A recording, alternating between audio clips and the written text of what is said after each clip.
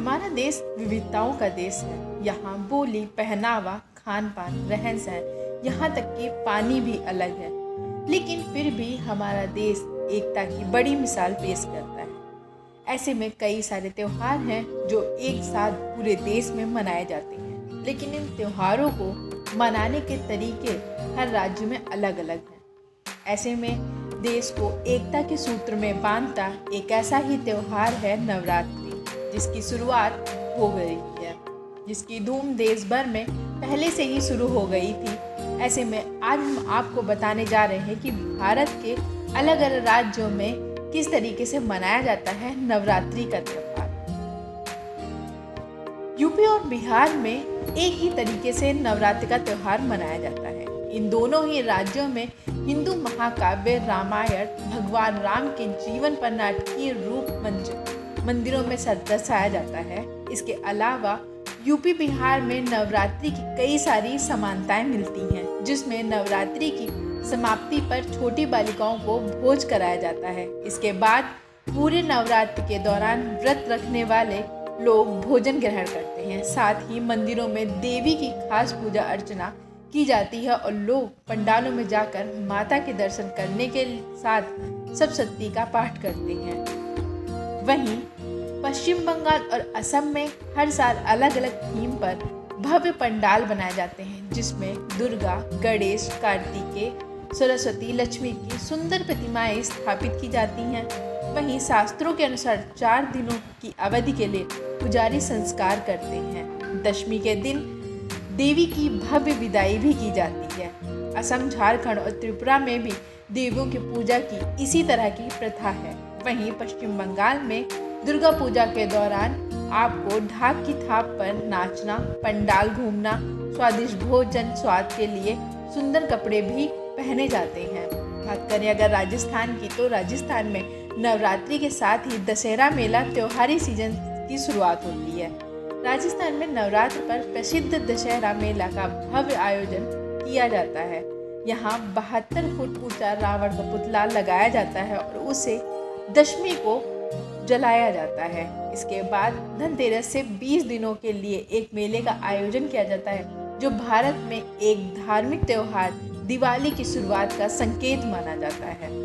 गुजरात में नवरात्र का त्योहार काफ़ी मशहूर है और गुजरात में नवरात्रि अलग तरीके से मनाई जाती है। दुर्गा और उनके 9 अलग अलग अवतारों का सम्मान करने के लिए 9 दिनों तक उपवास करते हैं। वहीं जो महिलाएं उपवास करती हैं वे हर शाम दिए से जलते हुए मिट्टी के बर्तन में अपनी प्रार्थना समर्पित करती हैं। गरबो नामक इस बर्तन का प्रकाश शक्ति और जीवन के स्रोत का प्रतिनिधित्व करता है। वहीं गुजरात में नवरात्रि को गरबा रास भी खेला जाता है, जो पुरुष और महिलाओं द्वारा गरबो यानी दुर्गा मूर्ति के आसपास किया जाता है। वहीं आंध्र प्रदेश की महिलाओं को वैवाहिक खुशी देने के लिए नवरात्रि उत्सव में सौम्य देवी माँ गौरी की पूजा की जाती है। लड़कियां सांप्रदायिक पूजा करके अपनी पसंद के जीवन साथी पाने की कामना करती हैं। वहीं तेलुगु भाषा में इस त्योहार को बथुकम्पा कहा जाता है, जिसका अर्थ देवी माँ जीवित आओ होता है।